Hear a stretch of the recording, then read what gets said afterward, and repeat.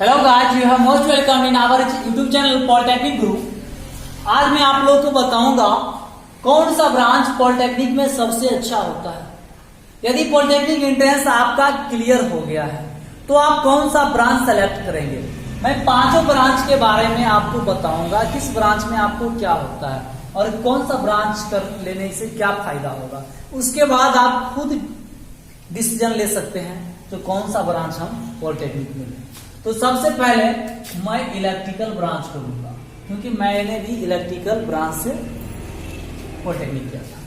तो चलिए इलेक्ट्रिकल में आपको क्या क्या पढ़ने को मिलेगा। देखिए, इलेक्ट्रिकल ब्रांच लेते हैं तो आपके घर से लेकर के पावर सिस्टम तक जितना भी इलेक्ट्रिकल का काम होता है, हर एक इलेक्ट्रिकल वर्क के बारे में आपको इलेक्ट्रिकल ब्रांच के अंतर्गत पढ़ने को मिलेगा 1 से लेकर के 6 सेमेस्टर के अंतर्गत।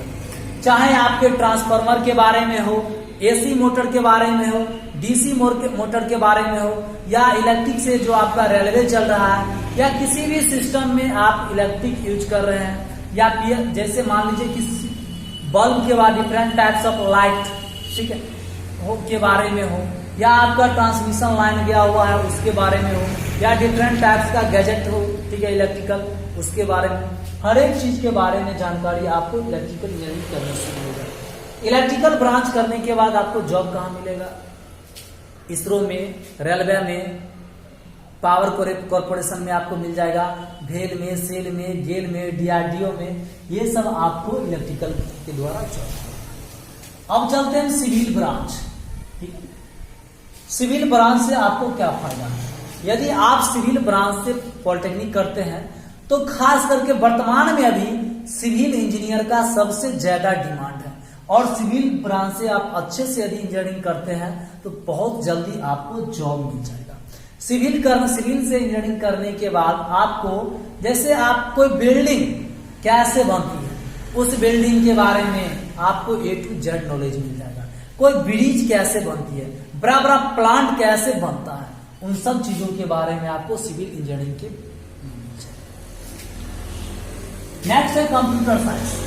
यदि आप पॉलिटेक्निक के बाद बीटेक करना चाहते हैं तो कंप्यूटर साइंस ब्रांच आपके लिए एक रामबाण होगा, क्योंकि बीटेक में सबसे ज्यादा अभी सॉफ्टवेयर इंजीनियर की डिमांड होती है, ठीक है।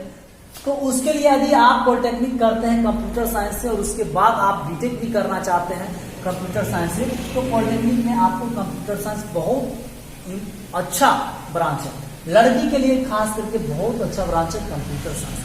इसमें आपको ऑफिशियल वर्क मिलेगा, जैसे जॉब करने के बाद आपको ऑफिशियल वर्क मिलेगा, ठीक है।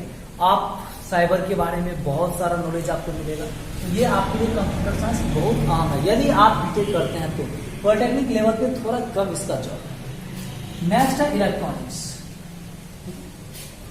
इलेक्ट्रॉनिक्स ब्रांच लेने के बाद आपको इलेक्ट्रॉनिक्स मतलब छोटा छोटा गैजेट जो भी है, स्टेबलाइजर, इन्वर्टर वगैरह, ढेरों जो आपका छोटा छोटा गैजेट है, ठीक है, रेडियो हो गया, टेलीविजन हो गया, एलईडी हो गया, इन सब चीज के बारे में आपको इलेक्ट्रॉनिक्स में पढ़ने को मिल जाएगा, ठीक है, और A to Z जानकारी मिलेगा।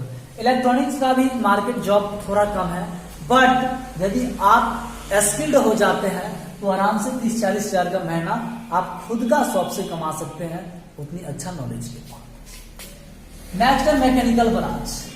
मैकेनिकल का भी मार्केट में जॉब थोड़ा कम है, बट यदि मैकेनिकल से आप इंजीनियरिंग करते हैं तो ऑटोमोबाइल सेक्टर के बारे में आपको पूरी जानकारी मिल जाएगी और आप एक अच्छा, ठीक है, गैरेज मालिक बन सकते हैं।